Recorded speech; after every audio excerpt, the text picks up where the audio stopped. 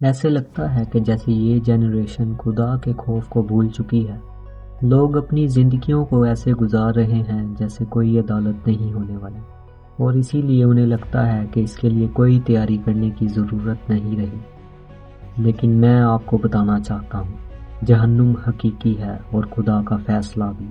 عبرانیوں 9 باب اور اس کی 27 آیت ہمیں خبردار کرتی ہے، اور جس طرح آدمیوں کے لیے ایک بار مرنا اور اس کے بعد عدالت کا ہونا مقرر ہے، یاد رکھیے مرنے کے بعد کوئی دوسرا موقع نہیں ملے گا، اسی لیے نجات بہت ضروری ہے۔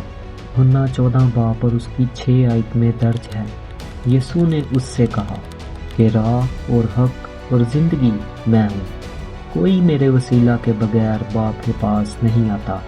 جہنم آپ کے لیے نہیں بنائی گئی، بلکہ جہنم کو ابلیس اور اس کے ساتھ گرائے گئے فرشتوں کے لیے بنایا گیا ہے، متی 25 باب اور اس کی 41 آیت کے مطابق۔ مگر اچھی خبر یہ ہے کہ یسوع پہلے ہی صلیب پر اپنے خون کے ساتھ آپ کے گناہوں کی قیمت ادا کر چکا ہے۔ وہ صرف آپ سے اتنا پوچھتا ہے کہ آپ اس پر ایمان رکھتے ہیں یا نہیں۔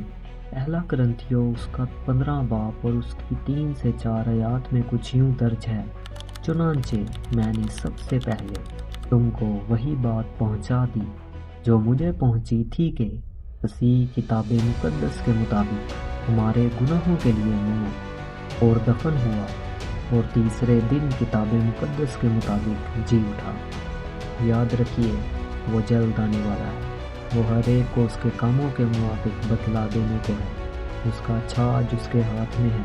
کلام میں لکھا ہے، آج ہی توبہ کا وقت ہے، اس سے پہلے آپ دنیا سے جائیں توبہ کر لیجیے، کیونکہ موت کے بعد دوسرا موقع نہیں ملے گا۔ God bless you all.